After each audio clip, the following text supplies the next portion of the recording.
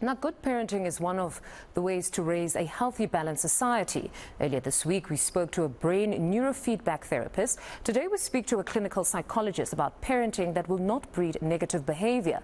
For example, in Limpopo, a young man is facing charges of murder after he allegedly killed a 59-year-old. It was all part of a game called Drop Ditopi, which translates to drop an elderly man. Let's find out if parenting has anything to do with this from a clinical psychologist, Dr. Samukelisiwe Mthembu. Doctor, good morning and thank you very much for your time. You know, when I was just reading that story of that teen boy and his friends who invented a game where they just randomly assault old men, it honestly says we're in need of a serious intervention as a country. What are we to read into the violence that we're seeing and the perpetrators being so young of late? You know, there's an African proverb that says, it takes a whole community to raise a child. And it's quite true because when parents fail to raise their children, you often see people who all play a good role in their children's lives and raise them in a way that they're quite mature and they fit into society and they actually add value to society. It's quite true because when parents are not there, you usually find grandparents and school teachers and social workers or just people of the community step in to teach them the right values. But as a community, we've become isolated from each other. We turn a blind eye when we hear the neighbors fighting or GBV happening. And we know very well that in those certain circumstances, there's kids in those homes watching these things happen.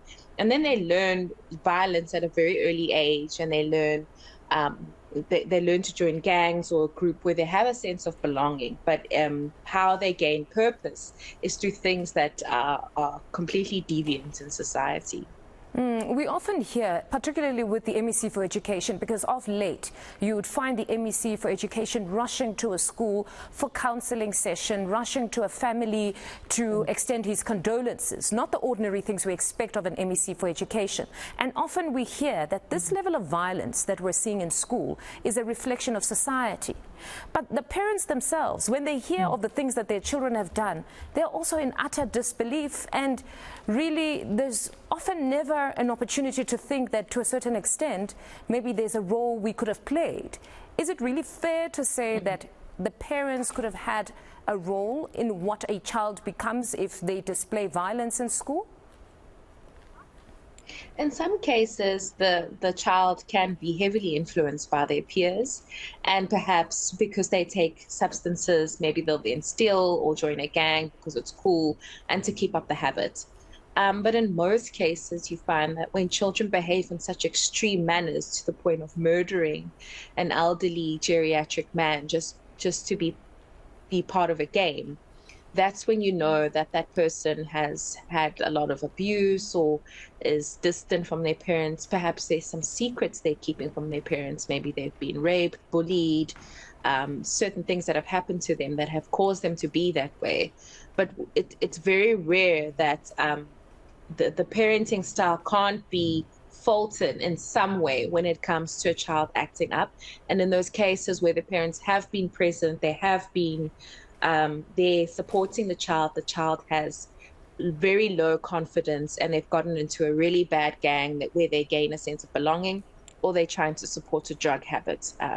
So the parents can be faulted, but sometimes it is actually just the peer pressure and influence the child has. And then how much of a role does a distant parent play in their child's upbringing or what they then display in school? Because we spoke to a neurofeedback therapist on Tuesday, I believe, and they stated that it causes a lot of harm if we don't show affection to our children, hug them, affirm them. They can either display one of two characters. One where they're very violent or one where they're extremely reserved and have no boundaries. And this goes on well into adulthood, where these children will allow themselves to be abused in friendships, by colleagues, and even in love relationships. It definitely does play a role, especially in the early stages.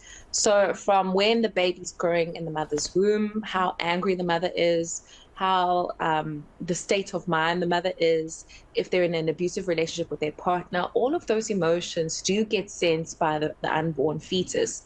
And even after birth, like if the mother doesn't make eye contact with the child, doesn't breastfeed or have kangaroo chest on chest, it has a huge impact on how the child's mind gets programmed early on.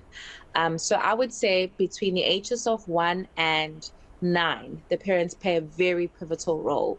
But when we're now heading towards the ages of 12, between 12 and all the way up to 19 or 18, that's when the community plays a huge role, because the community can, if they're growing up in a violent community or they're in a school with a lot of violence, that exposure can undo all the good work a parent has put in.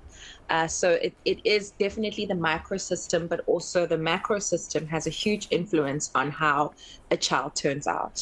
How do you empower parents who want to be more affectionate, want to be part of the conscious parenting that we keep hearing about, but they themselves were not parented in that way?